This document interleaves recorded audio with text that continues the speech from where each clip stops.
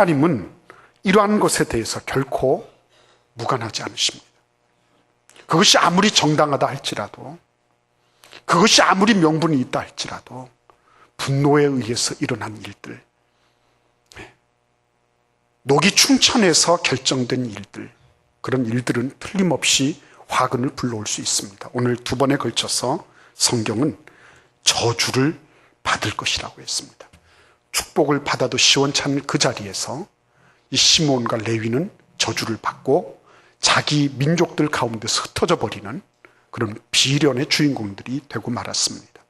우리는 이 일을 통해서 하나님은 과거의 모든 일들을 통해서 미래를 예견하시는 분이라는 것을 알 수가 있어요. 참 무서운 얘기입니다.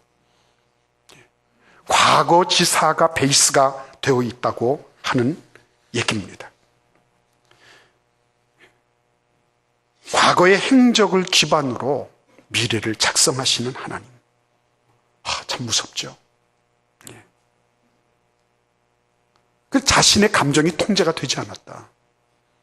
그리고 자기 가정에서 문제를 일으켰다.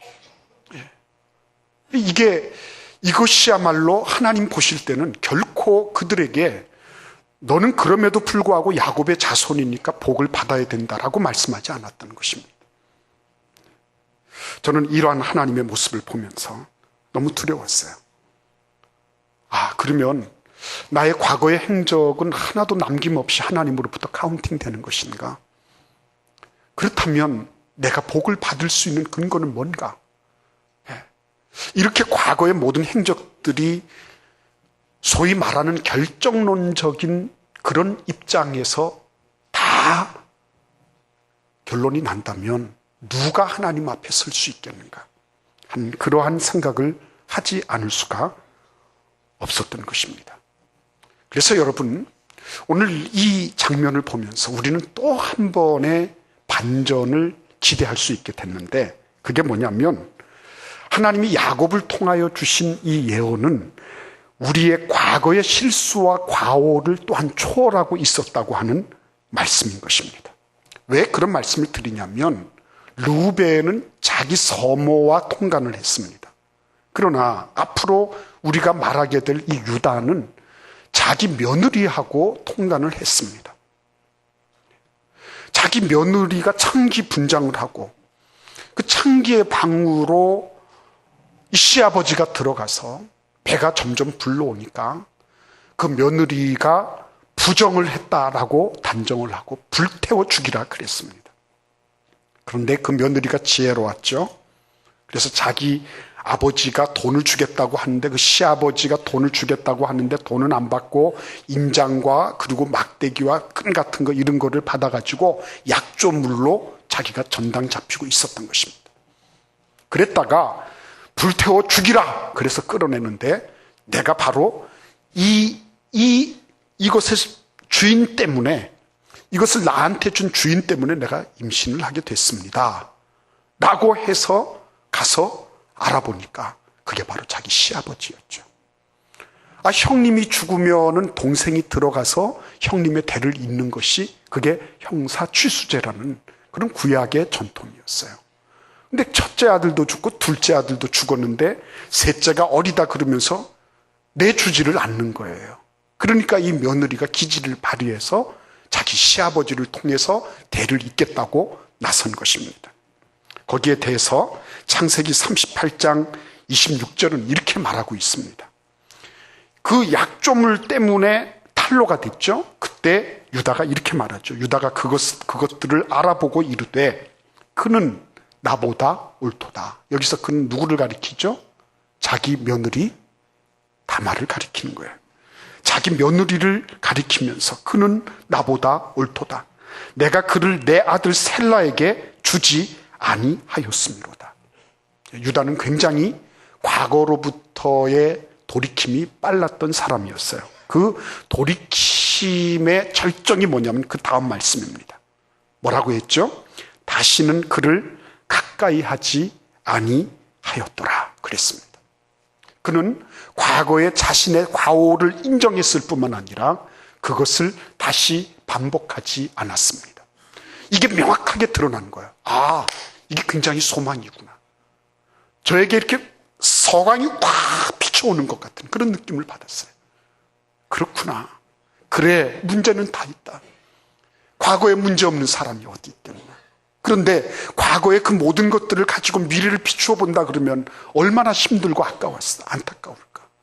그런데 그럼에도 불구하고 동일한 음행 사건이지만 한쪽은 유야무야해서 지나갔지만 한쪽은 다시는 그런 일을 재발시키지 않았다. 반복하지 않았다. 여기에 희망이 있는 것이구나. 네. 여러분, 고린도후서 5장 17절에 이렇게 말씀하고 있습니다. 그런즉 누구든지 그리스도 안에 있으면 새로운 피조물이라. 이전 것은 지나갔으니 보라 새 것이 되었도다. 어디 안에 있으면? 그리스도 안에 있으면 새로운 피조물이라. 그리스도 안에 있으면 되는 거예요. 그리스도 안에 있으면 과거의 그 흔적들, 과거의 가슴 아픈 일들, 과거에 내가 숨기고 싶었던 일들, 은닉하고 싶었던 일들, 이런 일들이 더 이상 미래까지 힘을 뻗치지 못한다는 사실인 것입니다. 그래서 여러분, 저는 예수 그리스도의 복음을 다시 한번 이 자리에서 맛보게 된 것입니다. 아, 그렇구나. 예수 그리스도 안에 있으면 과거의 그 모든 행적들이 카운팅되고 있어도 이 모든 것들로부터 단절될 수 있는 것이구나. 이제는 예수 그리스도 안에서는 미래에 대한 밝은 비전과 소망을 가질 수 있게 되었구나. 우리는 그것을 유다를 통해서 보게 되는 것입니다. 자, 우리 같이 한번 유다의 복을 살펴보도록 하겠습니다. 유다의 복은 크게 세 가지로 나눌 수가 있습니다. 첫째는 우리 8절을 읽어볼까요? 유다야, 너는 내 형제의 찬송이 될지라. 내 손이 내 원수의 목을 잡을 것이요 내 아버지의 아들들이 내 앞에 절하리로다. 아멘. 원래 내 아버지의 아들들이 절을 누구에게 했죠? 누구에게 했습니까? 요셉에게 했잖아요. 요셉에게 했죠. 그런데 그 절을 누구한테 한다고요? 이제는 요셉을 위시해서 모든 형제들이 너한테 하게 될 것이다. 이렇게 말하는 것입니다. 이건 놀라운 축복이죠. 대단한 반전이 있죠. 지금까지 요셉 덕분에 이 야곱과 그 형제들이 먹고 살았어요. 유다도 마찬가지였습니다. 그런데 이것이 확 역전된다고 말씀하시는 겁니다. 두 번째로 우리 10절을 같이 읽어보겠습니다. 주가 유다를 떠나지 아니하며 통치자의 지팡이가 그 발 사이에서 떠나지 아니하기를 실로가 오시기까지 이르리니 그에게 모든 백성이 복종하리로다. 아멘. 여러분, 여기 가만히 보십시오.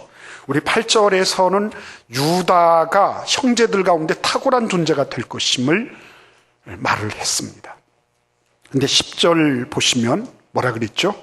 그의 백성, 모든 백성이 복종하게 될 것이다. 통치자의 규가, 통치자의 지팡이가 그를 떠나지 않게 될 것이다 라고 말하고 있습니다. 유다가 결국 뭐가 된다는 거죠? 통치자가 된다는 말씀입니다. 실로가 오시기까지라고 하는 말은, 실로는 메시아를 가리키는 말이었습니다.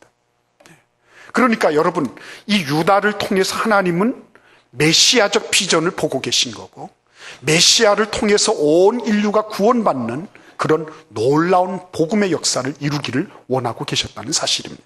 세 번째입니다. 우리 11절을 읽어보겠습니다. 그의 나귀를 포도나무에 매며 그의 암나귀 새끼를 아름다운 포도나무에 맬 것이며 또 그 옷을 포도주에 빨며 그의 복장을 포도즙에 빨리로다.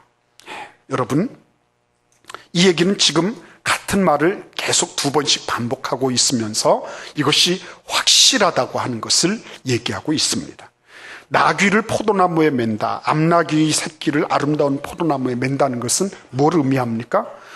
가까이 이렇게 포도나무에 매놓으면 그 달콤한 포도 열매, 그거 나귀가 먹고 싶을까요? 안 먹고 싶을까요? 먹고 싶죠. 그런데 나귀를 그렇게 매놔도 될 정도로 풍성한 포도의 소출이 있다는 것입니다.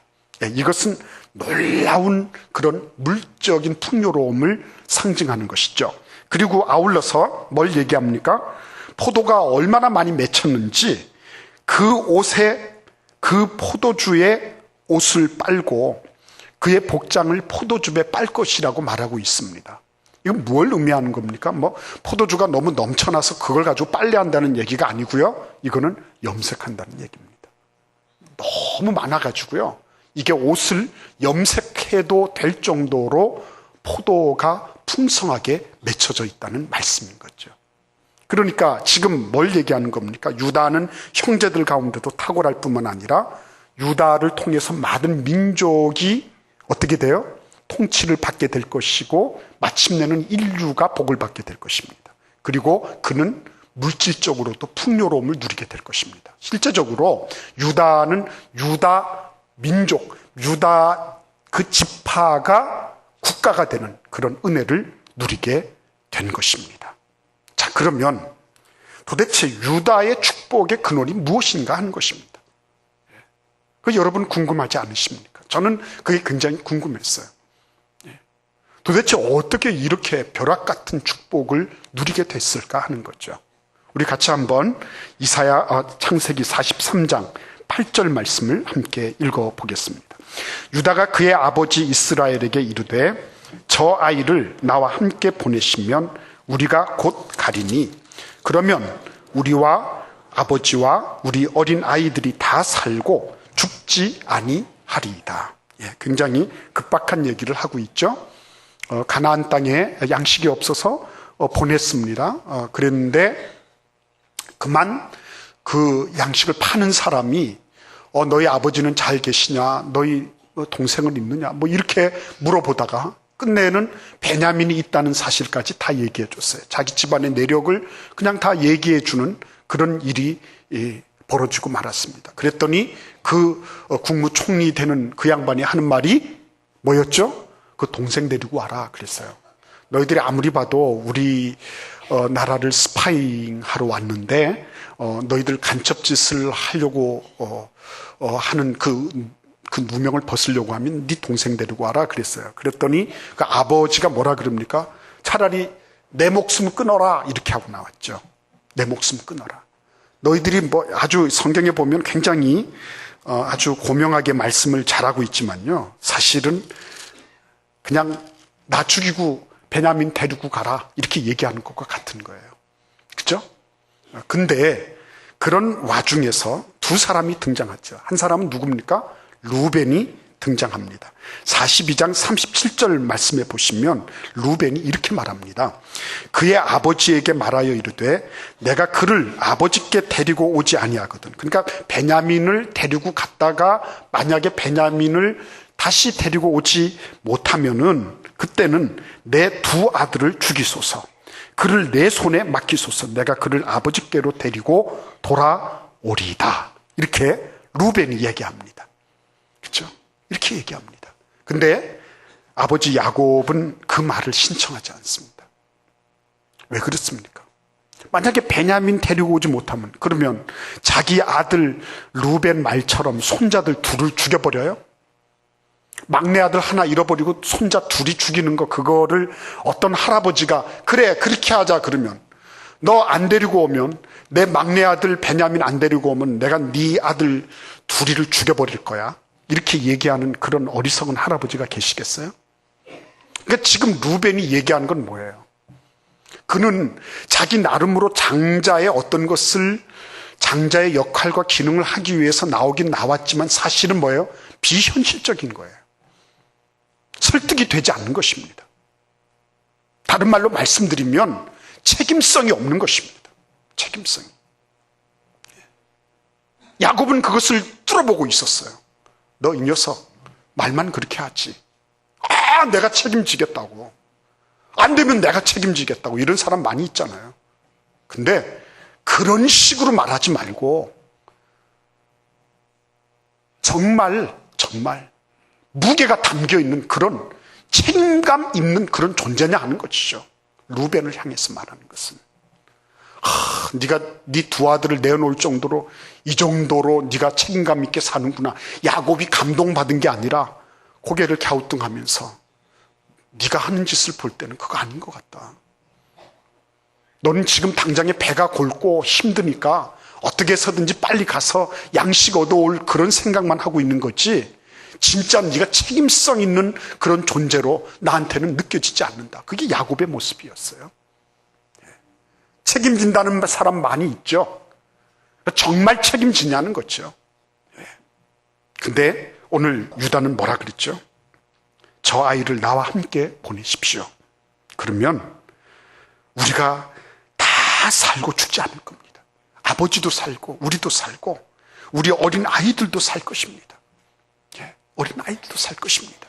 아버지, 좀 지금 안 가면 벌써 우리는 2번이나 갔다 올 수 있는 기회를 가졌었지만 못 갔습니다. 아버지, 이렇게 좀 해주세요. 그죠? 위에 시므온도 있고 레위도 있고 자기 형들 다 있었습니다. 그런데 이 유다는 그 형들 틈바구니에서도 자기 책임을 다하고자 한 거예요. 자기 가족 전체를 보고 있는 것입니다.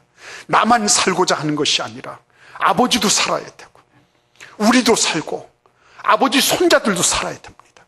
그러니 보내주십시오. 절절하게 우러나오는, 그죠? 만약에 못 데리고 오면은 내 아들 녀석들 다 죽여도 괜찮아요 하는 이런 허풍선이 같은 이런 소리를 하는 것이 아니라 진심이 담겨있는 신실하고도 책임감 있는 그런 존재로서 자신을 드러내고 있는 모습을 우리는 보는 것입니다. 여러분, 그뿐 아니죠? 우리 44장 33절도 함께 읽어보겠습니다.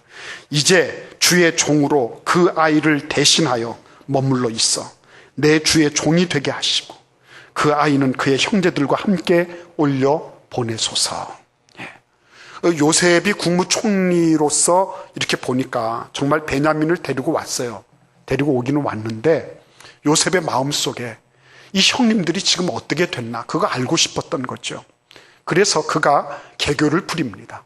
베냐민의 그 곡식 자루에다가 자신이 애용하던 그런 은잔을 집어넣고 이거 발각된 사람 들어간다, 잡아넣는다 했는데 베냐민이 잡혀 들어가게 된 거죠. 다들 그 자리에서 옷을 찢고 우리가 염려하던 그 일이 드디어 발생했구나 그러면서 다들 망연자실해서 지금 다시 요셉의 궁으로 들어오고 있는 것입니다. 요셉 앞에서 하는 소리가 이 소리예요. 국무총리 각하, 주의 종으로 이 아이를 대신하게 해주십시오. 그리고 내가 그 아이 대신으로 내가 노예가 되고 종이 될 것이니까 그 아이는 형제들과 함께 올려 보내주십시오. 그래야지 우리 아버지가 삽니다. 우리 아버지의 백발이 슬피 울며 음부로 내려가지 않게, 스올로 내려가지 않게 제발 좀 봐주세요. 그리고 어떻게 합니까? 그가 지금 나서고 있는 거예요. 루벤은 가만히 있습니다. 복지 안동, 루벤 복지 안동, 그렇죠? 시몬과 레위 복지 심동. 심동이 뭔지 아시죠? 심장만 박동하는 거예요. 복지 심동 가만히 있습니다. 그런데 유다가 나가는 거예요. 유다가 나가는 것입니다. 근데 유다가 나갈 때 뭐가 틀리죠? 뭐가 틀립니까? 루벤은 자기가 굉장히 뭔가 있는 것처럼 했지만 자기는 쏙 빠졌잖아요. 아버지 아들 베냐민 못 돌아오면은 아버지가 내 아들 둘이를 죽여버리세요. 그리고 자기는 없잖아요. 아버지도 죽을 것 같고 자기 아들도 죽고 베냐민도 못 들어오는데 자기는 쏙 빠졌잖아요. 근데 지금 유다는 어떻게 하고 있죠? 자기가 들어갔잖아요. 내가 그거 대신하겠습니다. 그렇죠? 이게 희생정신이죠. 이게 하나님이요 그거를 보고 계신 거예요. 뭐 말하는 사람은 많죠. 뭐 이 나라를 보고 뭐를 보고 다 뭐 말 못해서 그래서 말을 못할 뭐가 없어서 그런 사람은 없습니다. 그러나 내가 들어가서 그 일을 감당하겠습니다. 저는 여기에서 예수님의 모습을 보는 것입니다. 유다가 예수님이란 말이 아니라 하나님께서 가장 가치 있게 여기시는 게 뭐냐는 거죠. 그게 뭡니까? 내가 개입되어 있는 거죠. 내가 개입되어 있는 거. 내가 내 자신이 그 자리에 들어가는 거죠. 예수님께서 무슨 책임이 있었습니까? 인류가 스스로 죄를 범하고 스스로 교만하고 스스로 잘난 척 다 했는데 예수님이 무슨 죄가 있습니까? 근데 예수님은 그것을 당신의 책임으로 다 받으셨습니다. 당신이 마치 마치 어린 양이 되셔서 그 머리에 다 안수해서 그 모든 죄를 다 받아버리셨습니다. 그리고 누구누구가 내 대신해서 누구누구가 이 죄에 대해서 책임 있다고 말씀하시는 것이 아니라 당신 자신이 그 죄에 대해서 모든 것을 다 당신의 몸으로 받으시고 그거를 감당을 하신 것입니다. 이 희생정신 있죠. 희생정신. 이것을 하나님은 잊지 않으시는 겁니다. 그래, 네가 그랬구나.